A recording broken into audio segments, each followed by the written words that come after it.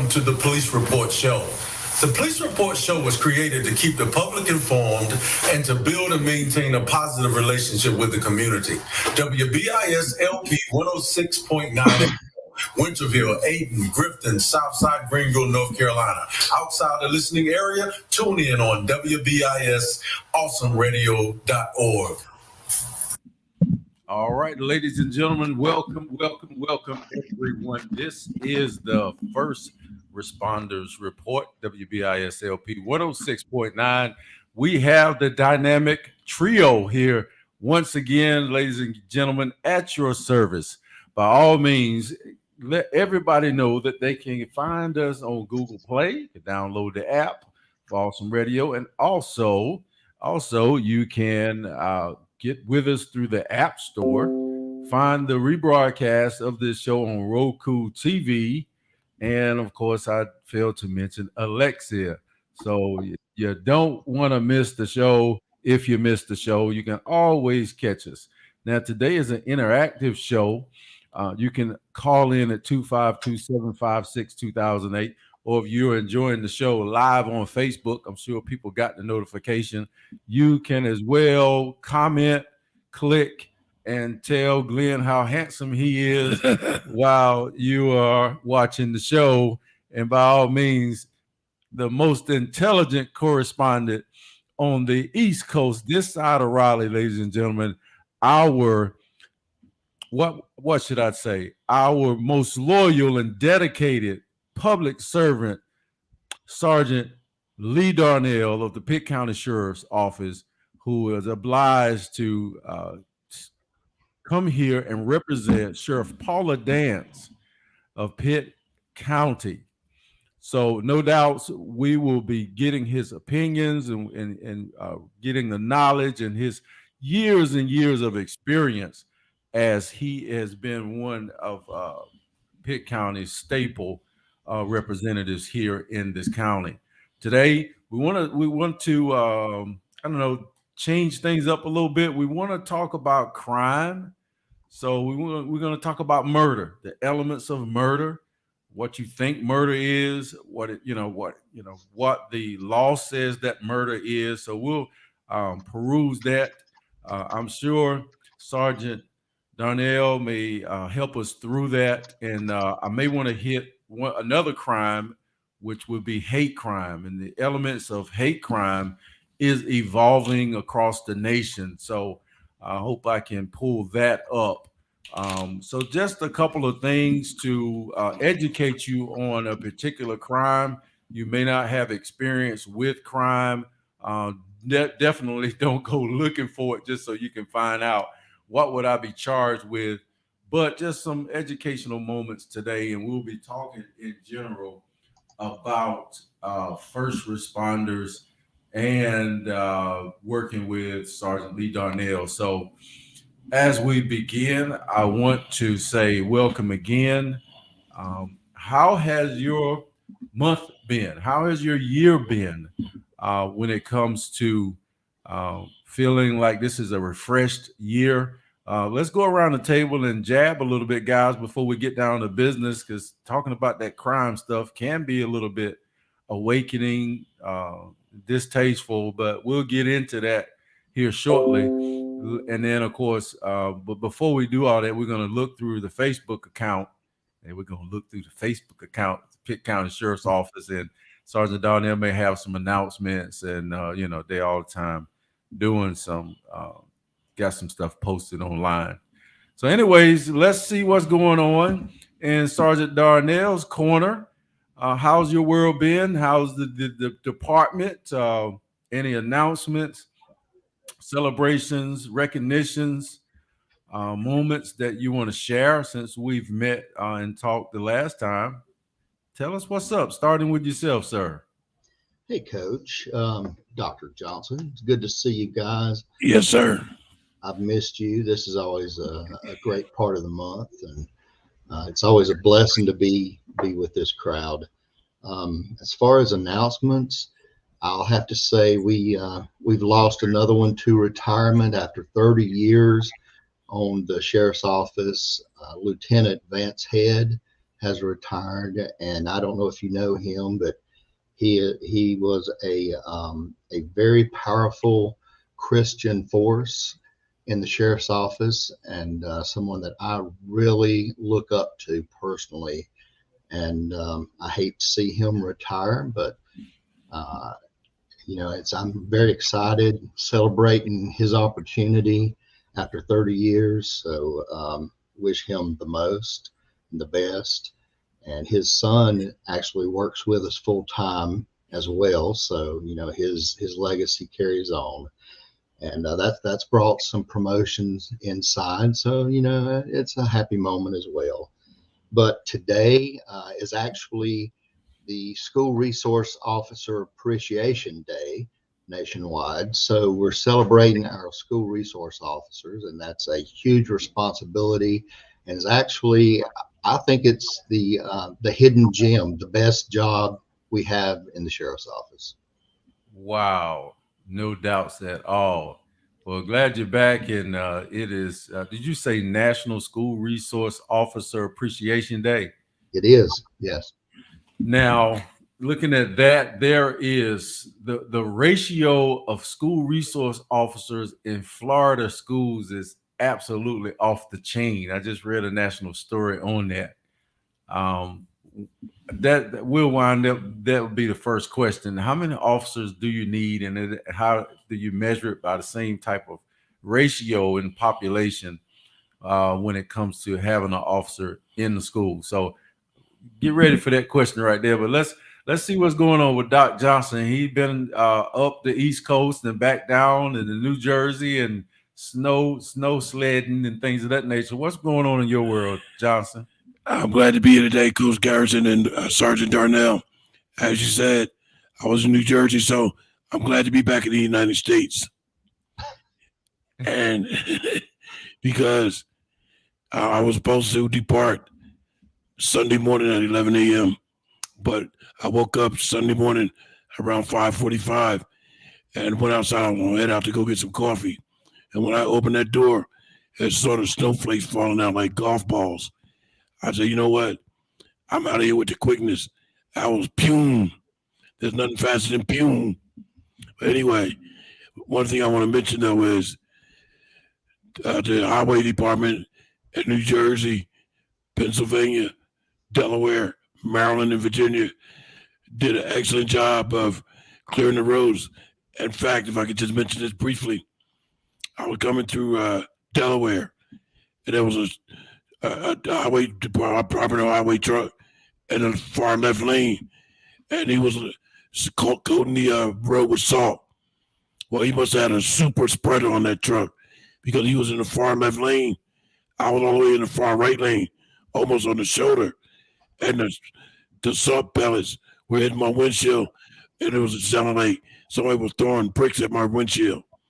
I think he got a super spreader. Anyway, they kept the roads very clear. Everybody stayed safe, and as far as I know, there was no accidents and no fatalities. So God bless them. They must have been scattering salt. And let me tell you something. From New Jersey till I got up to all the way to about Richmond, Virginia, I never seen so many salt trucks before in my entire life. All of them had the big plows on them, but it had to be thousands of trucks to keep the highway clear at Interstate 95. Well, all I can say is them trucks be getting out now when they plow the road. Used to back in the day, you would get behind a truck that's plowing the road and clearing it with the snow, and it'd be maybe a slow process. Well, you would call it sort of moderately slow. Now, you see them cats, boy, they have two trucks next to each other, staggered, and A scattered motion, yeah. boy, them staggered, and they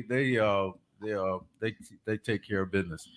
All right, Sergeant Darnell, we opened a can of worms when we were just talking about the school resource officers, and definitely is an opportunity to talk about that position.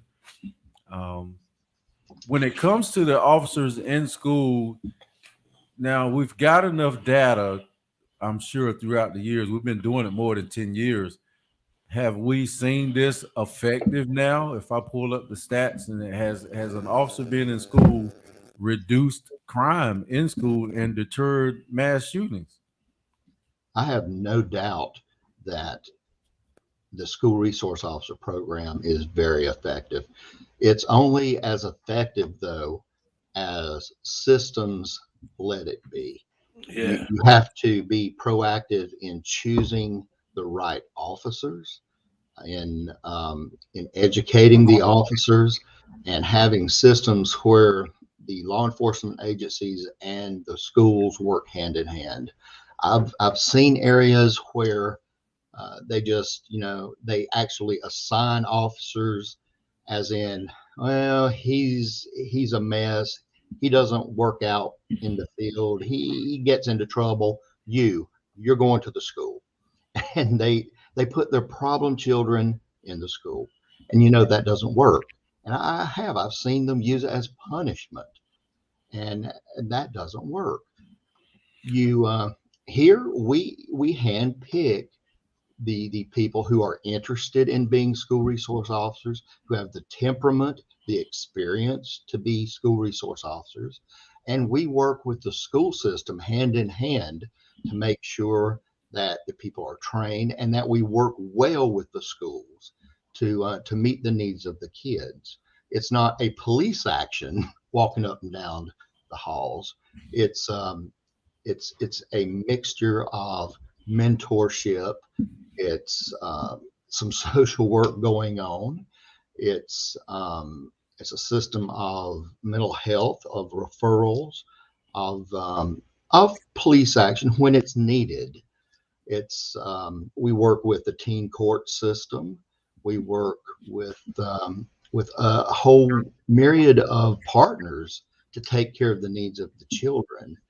And the public safety net is there when it's needed.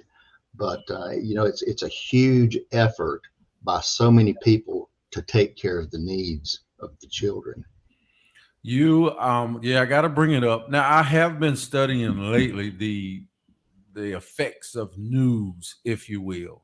I just don't like it when we have issues and they're nationwide, and then we start to talk about them, and then everybody says, "Oh, it's the news that's the problem."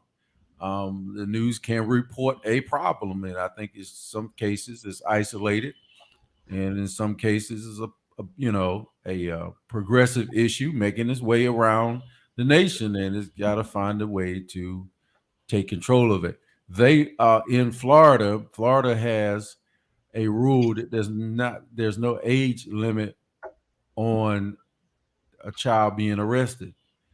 It hit national news that they arrested a 7-year-old, What? and I watched the video, and the 7-year-old had shades on in the class, and there was sort of a little tussle between the teacher and the child. And there I saw an interview of an officer interviewing the child. And the child was one of them childs that seemed like a childhood actor. She was probably advanced. And I don't want to police. I don't want to go to jail. Why are you, and the officer didn't have handcuffs small enough to put on the little girl. So he put the little girl in a zip tie, put the girl under arrest, and escorted her to the car. And you see the little girl walking as she had been arrested. And I think there was another officer there in the background.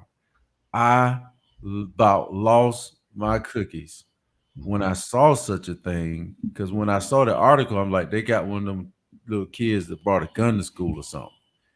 No, this was just an unruly child now. I can't do all this defending on children because some of them make you want to choke them out. But he put this child under arrest and looks like he took that child to jail. What is North Carolina? What's happened in Pitt County related to that? And how do we handle things like that? Because there's officers at elementary schools. Can you help us out with that subject, sir? Sure, there are officers at elementary schools. Well, there are several different things going on. First of all is common sense. We make sure that our SROs are experienced. We don't try to take a 21-year-old, which I don't know about the incident in which you're speaking, but we don't try to take a 21-year-old fresh out of rookie school who wants to take people to jail and write tickets and is initially aggressive and stick them in a school. I know at 50 with 31 years of experience, I'm a different person now than I was at 21. I can tell that. And I can't imagine myself being an SRO at 21. I wasn't ready. I know that.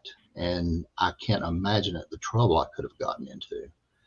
And so we're very careful to find the right personalities with the common sense and the experience to de-escalate problems, to call for assistance, to use the teachers, to use the guidance counselors, to call for mental health assistance, to call for parents, we'll make decisions. Like when I was an SRO, at a certain point, if the student's becoming a problem, even a smaller age, we would at a certain point say, okay, teacher, go ahead and clear the classroom. If I can't get that student out, I'll get the other students out, and make other decisions. Look at the big picture. I don't want to take a 7-year-old and cause that kind of a trauma. And likewise, I don't want to cause that kind of a trauma for the other kids who are having to see it.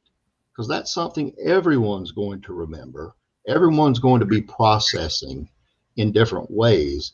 That's going to impact them. It's going to impact their families, going to impact their behaviors in dealing with us now and down the road. I mean, it's going to have huge impacts.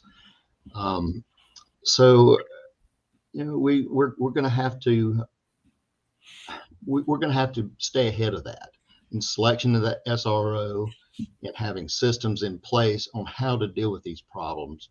And that so far hasn't been a problem here, to my knowledge. We've done a great job of handling these problems.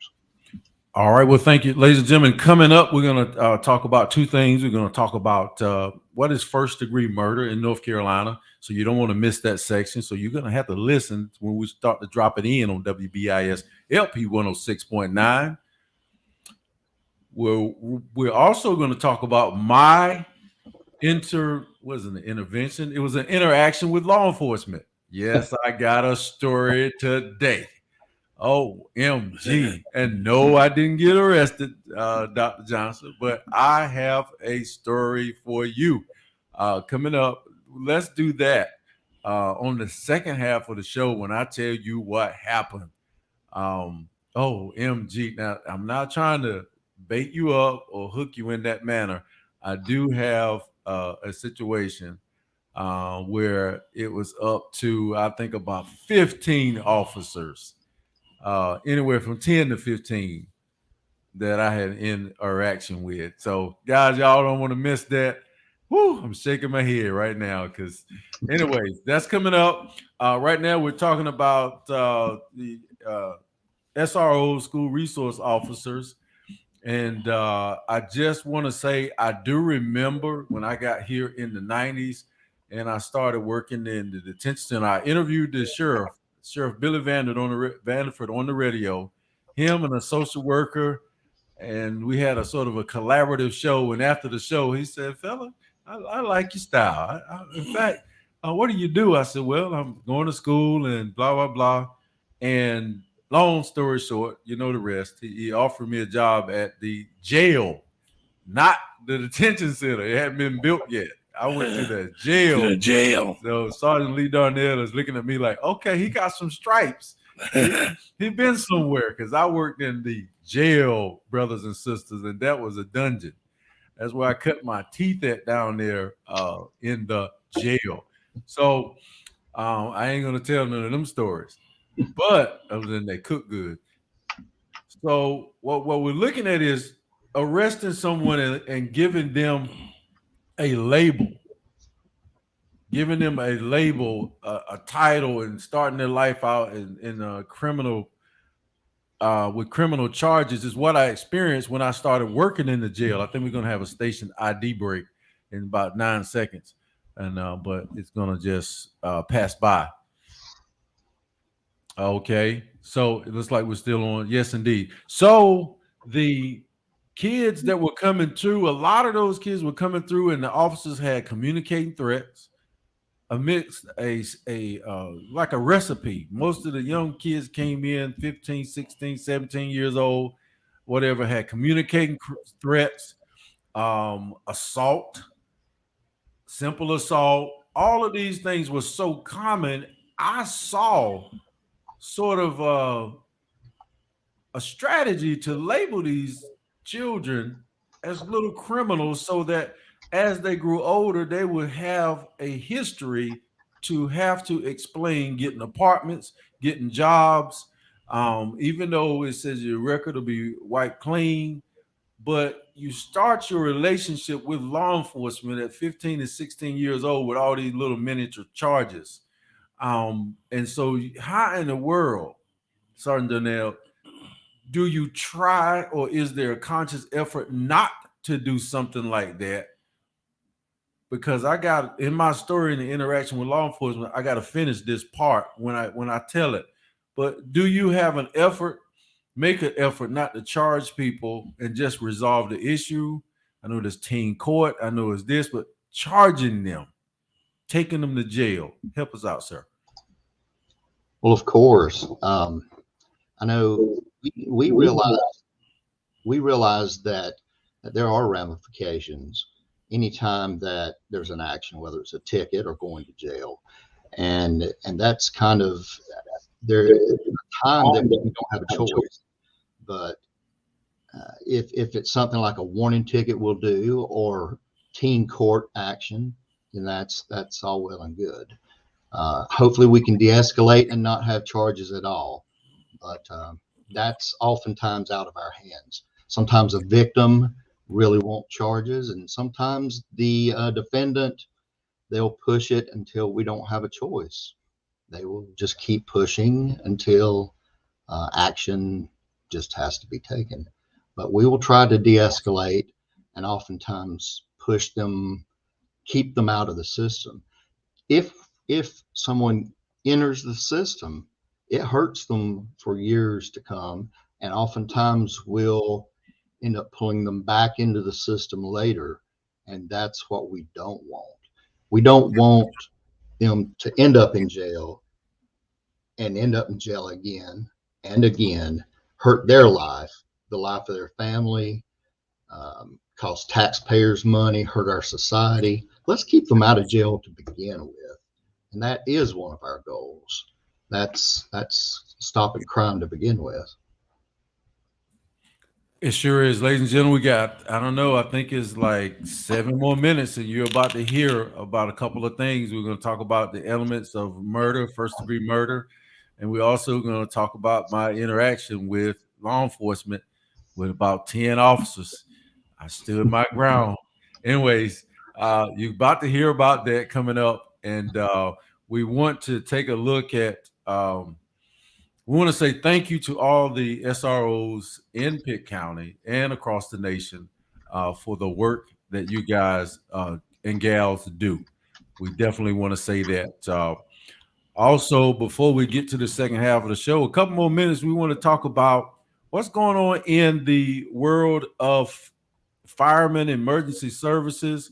I was at a building about 3 days ago when the firemen came in, and there were hundreds of people in the building, and they came to search the building, and there were all this, like, I know the building was every bit of 5 or 6 floors. Sergeant Darnell and then I saw the officer, the fire, the guy that was leading it. He gave the all clear for everybody to go back in, but did they actually, I think he found the area, but do they actually search the whole building when the fire alarm goes off? Tell us a little bit about the protocol, because they had the ambulances lined up. Do I say ambulance? Ambulance or ambulance? Ambulance. Oh my goodness. They had about 5 of them out there. Tell us a little bit about just the protocol for what they were doing to respond to an alarm. Wow, that's a little bit beyond me right now. You'd have to get someone else on for that one. Cause they had that big truck too. They swing that thing around, the one that could take 2 drivers and you can drive the tail end of it. Yeah, they had that, and so my thing is, everybody didn't evacuate the building when the fire alarm went off. So, and this is some reporting information. I heard one fireman say, "Yeah, well, what happens is it can desensitize the residents if there's a fire alarm, and they sort of treat it like I don't have to go out, but I do. Maybe somebody had burnt some popcorn or something." But what I heard on this situation was that, and I asked the officer, this is not what I overheard. The fireman, I asked him, I keep calling him the officer. I said, well, what happened to cause the alarm go off? Because you tell everybody they can go back into the building. And he said there was an air freshener that sprayed towards a sprinkler. I said, I'll be doggone. Yeah, that'll do it. And he said, yeah, because it filled that room up. It sounded like to me when it was like a bathroom situation, but the air freshener went crazy and it shot an extra. But let me mention this since you're talking about that particular topic. Yeah. So for all the listeners, a lot of people always wonder when there's a medical call that involves fire rescue, and they always ask, well, why do they have the fire trucks on the scene? It's a medical emergency. Why they need a fire apparatus? When you see the fire department respond, all those firefighters are EMS as well, emergency medical service. It might be EMT, emergency medical technician, and some of them might even be paramedics. Same thing with the police departments and sheriff's office. But when you see the fire department respond, they have fire apparatus like the fire truck, the ladder truck. That's because they have to be available for other calls that might arise while on the scene of that medical emergency. So they can't just drop everything, go back to the fire station and get the equipment. They have the equipment with them, and they can respond to a fire or other emergency medical situation. Well, there you go. So anyways, to our fire guys, they driving them trucks. I tell you what, all them lights, man. And I said a couple of years ago when this show started, I said, next thing you know, they're going to have lights on the antenna. And when they got a light on the antenna, then I got to say something about it. Remember when we went to see the new fire apparatus from Greenville over by the Save-A-Lot? And the chief explained that thing could turn in a cul-de-sac. Yeah. So no doubts, it can. And there is an opportunity that they have taken. I do believe I seen a light on the doggone antenna. I'm trying to tell you, I do believe I have seen that. Now, you sure wasn't a lightning bug? Now, here is no, it won't no lightning bug, man. They are pimping out these trucks, guys. All right. Now, how much them lights cost? They tell me they cheap. That's what that men told us that day from Greenville Police Department. Well, yeah, anything to make that truck visible. Yeah. So while we at it, I'm gonna tell you one more thing about that truck. I'm gonna give you the station ID WBIS LP 106.9. 106.9. Point mime. Yeah, I'm like mime, right? is awesome radio, ladies and gentlemen. All right, so they got lights under the bottom of the truck in the wheel hub or what is fender. Yeah. Now, here's the other thing I was about to mention. You know that truck, Sergeant Darnell, that leads the way, that's looked like it's supposed to get there before everybody else, the big SUV. Why they got tinted windows on that truck? That's a good question. Why is there tinted windows on that truck. Now, I know in their spare time, they got to have busy work to do. But this cat had them windows pimped out, dark. So I'm like, he don't want or she, the driver, don't want nobody seeing what's going on in the truck. That's not an enforcement vehicle. And even Greenville PD lightened up on their tent because they had vehicles that you couldn't see in at all. And so I think they lightened up on the tent when I started crying about it. And I think Pitt County Sheriff, I see tent on their window, but I can't remember if you can see. I think you can see the person a little bit in there. So, anyways, ladies and gentlemen, it is 2:30 here at WBIS LP 106.9, and I did say I would talk about my intervention with law enforcement. And before we get into that, the murder description and what murder is and the elements of it. And all right, so on my part-time gig, I am a safety officer. I have all of a sudden a fight on my hand at the facility that I'm at. 7-on-7.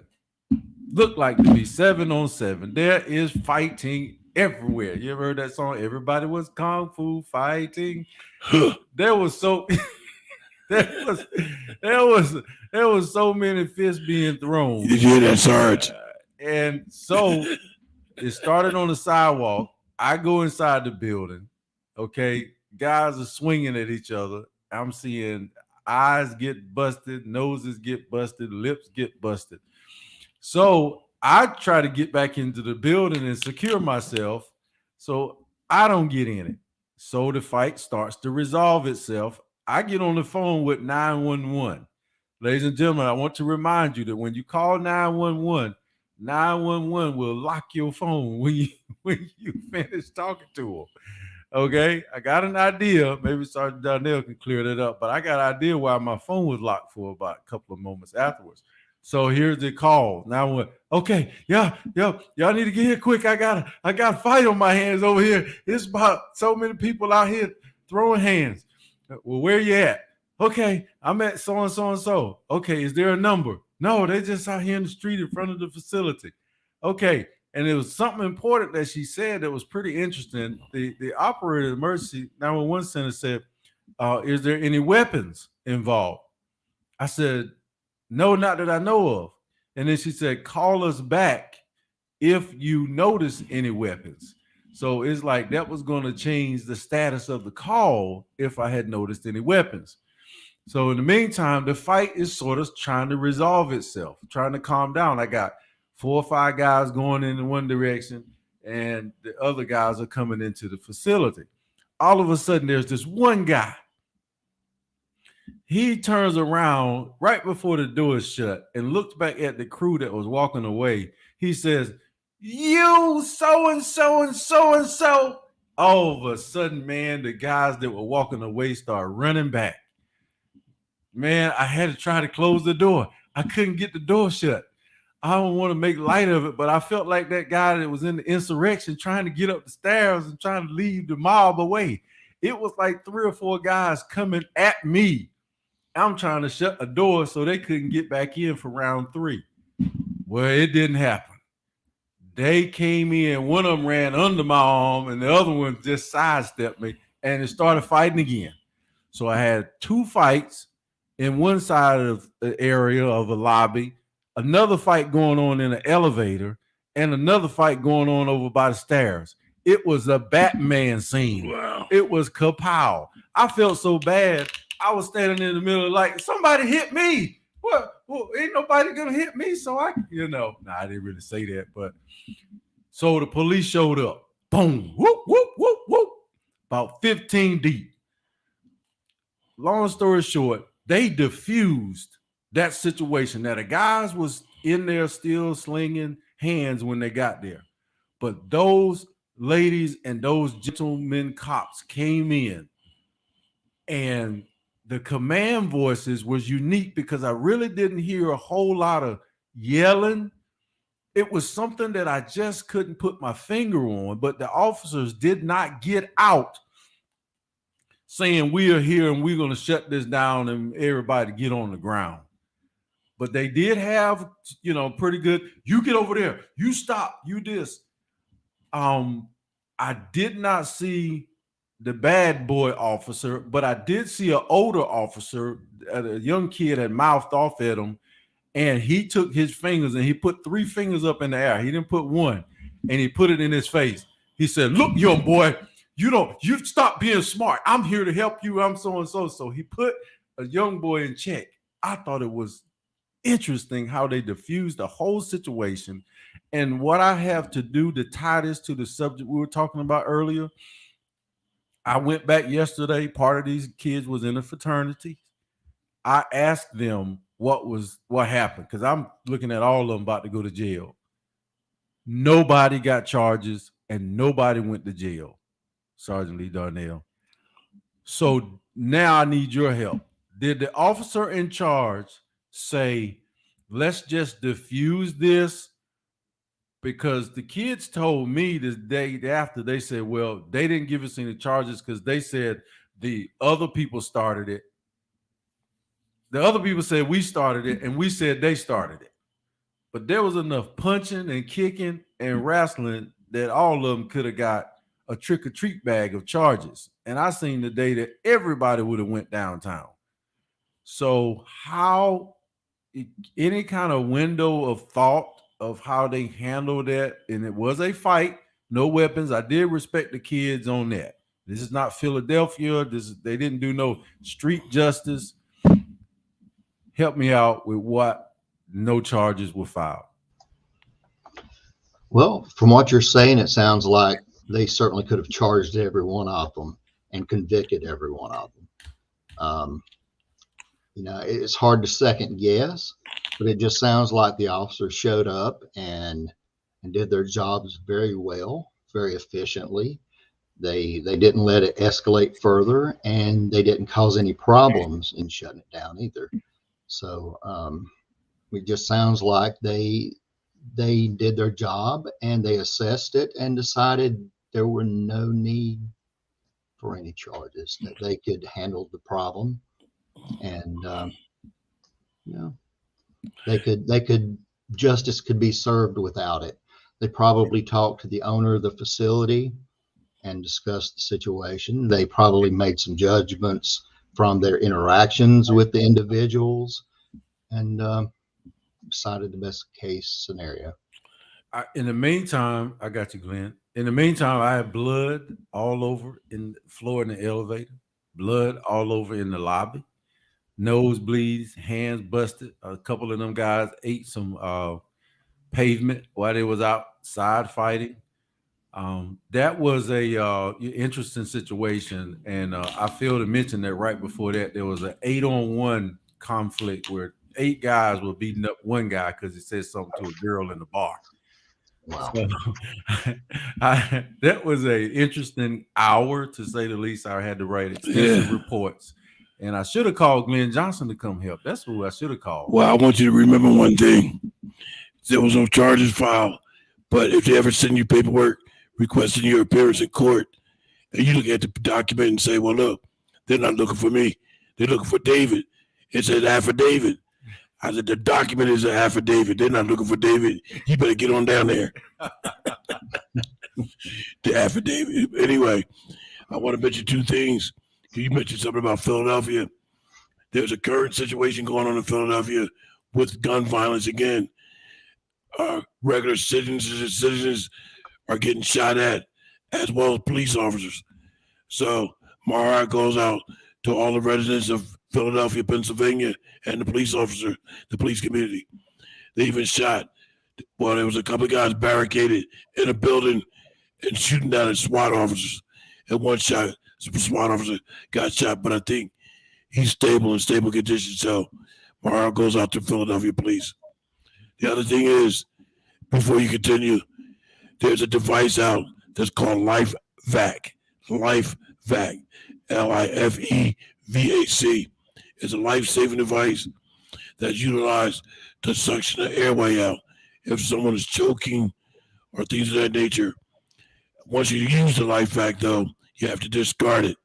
But the company will send you a brand new one at no charge. I was hoping to have representatives on today's broadcast to explain it, but they'll be at another date. Thank you. All right, ladies and gentlemen, as promised, I want to read you how a narrative about what first degree murder is in North Carolina. All right, so every time you see on the news that somebody was charged of first degree murder, these are likely some of the elements that were considered before that person was charged. First degree murder under North Carolina law. In North Carolina, first degree murder is defined as murder that is premeditated, willful, or deliberate, killings committed by chemical or biological weapons, poison, torture, or lying in wait are specific examples of acts that constitute first degree murder.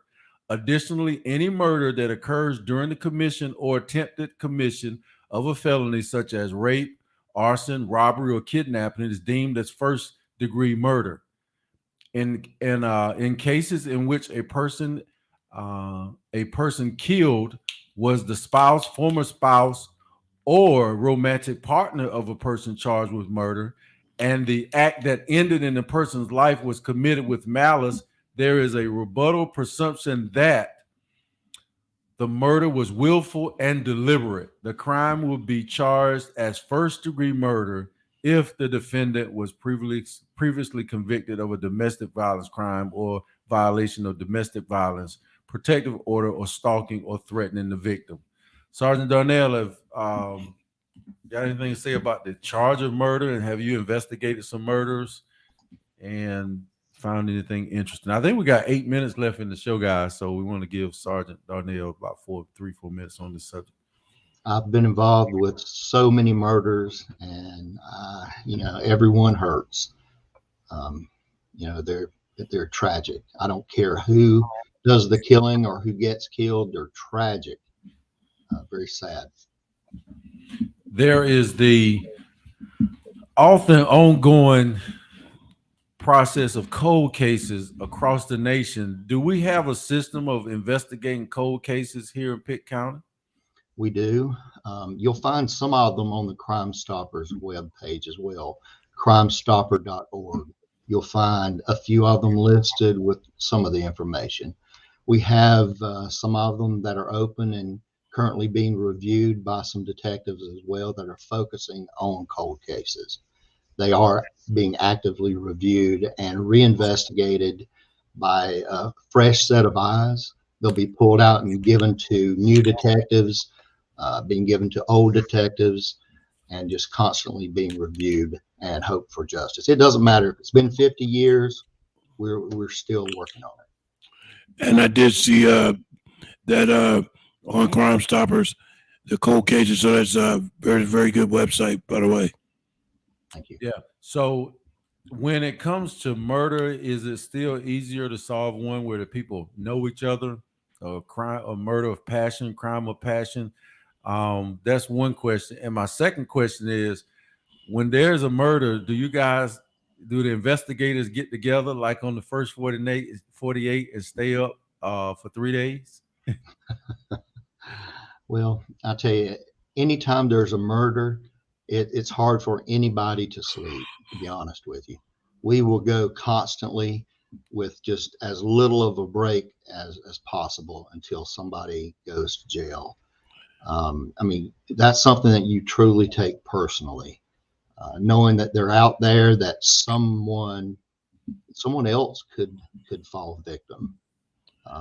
It's something personal. So it is true that getting the leads within the first 48 hours greatly enhances the probability that the crime will be solved. If you can get those leads, I guess they're fresh. The sooner the better. Evidence starts to deteriorate. Things go away. People forget. The connections fade away. So the sooner the better. And Sarge, can I ask you if you know this? Is there an update on that recent murder where the gentleman was charged? I deeply believe it was a murder between Greenville, and New Bern. If you have any information on that, The home invasion. that could be a yes. I'm not sure. The two people did a home invasion robbery, shot the gentleman. They're both still in custody in Charlotte, both without bond, with a lot of charges here and a lot of charges in Charlotte as well. Very, very violent interactions in Charlotte as well. Right. Very sad. These elements of murder will likely, ladies and gentlemen, correspond with the sentencing that go along with it. If somebody has this malice and forethought, meaning you planning this, it's something that you, okay. I remember in criminal justice, you can get a temporary insanity charge, if you came home and caught your spouse cheating and you pull out a gun and shot him right then and there. You can always claim that. It doesn't matter, but you can claim that. Whether or not you will get, that's a different thing. And Sarge, is there another term used for that? I believe it's a crime in the heat of passion. A crime in the heat of passion. Okay, yeah. So you kind of look, but if you go downstairs, go out to the garage and get the gun out of the glove compartment, you had a chance to think about that was premeditated, yeah. And you turning it's things are transitioning into another scenario where it becomes murder. Some of the cold cases, just a thought about what we're talking about, a roundtable that we're doing. There is people who are submitting their DNA to genealogy websites, and it's helping law enforcement solve cold cases. Is that, you've heard that, Sarge? I have, yes, and I'm all for that. All right.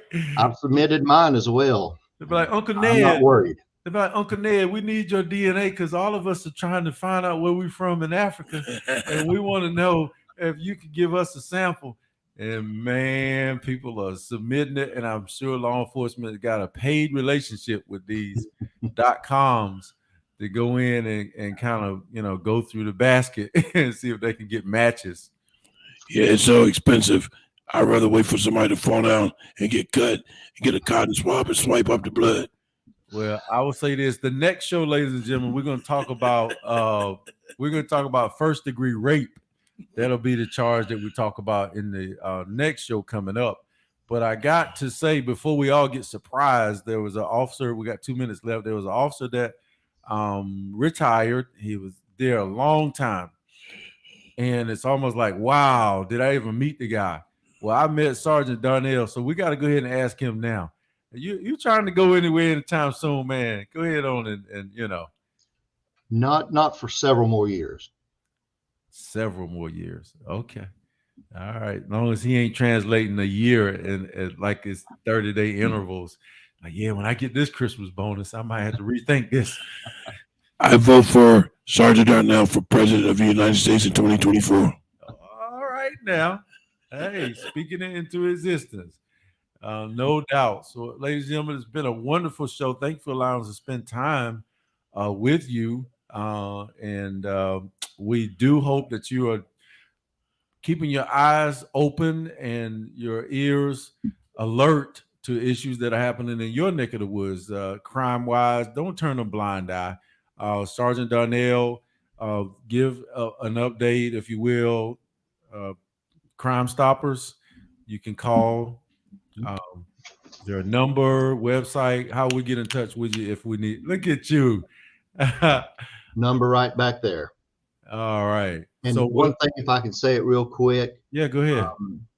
In the past week or so, week and a half, Sheriff Dance lost her sister down in Houston, Texas. Oh. And so if anybody would like to say a prayer for the sheriff and her family, I'm sure that would be appreciated.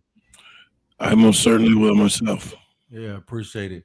Well, ladies and gentlemen, just know that the Pitt County Sheriff's Office and Greenville Police Department and other supportive services, securities and watchmen around, CP officers, we're all in this together. And when there is a crime, when there is something that is out of the way, please notify. Thank you to the watch groups, the board members, and the police chiefs and sheriffs. This has been another great episode of the First Responders Police Report on WBIS LP 106.9. Thank you, Sergeant. WBISLP 106.9. Awesome radio. Your kids may grow up to be just like you. Is that an encouraging thought or a sobering one? This is Real Family Life with author and speaker Dennis Reedy. Well, I feel like I'm most like my dad. We both like being in control of every situation. Yeah, he waiting for to come on. There he is. Now. There he is. Oh, now I got you. Yeah, what's up? What's up, man? We appreciate you coming on today. Heck, it's always fun, guys. Good to see y'all. Yeah, I know you wanted to see Glenn. Right? Y'all family. Like I said, Sarge, I'm glad to be back in the United States, coming back from Jersey over the weekend. We're gonna end. Thank you, Facebook, for listening to us and tolerating Glenn's hat. We're going to end the broadcast, and I don't think it's going to cut our mic off unless Glenn do it. Oh, guys,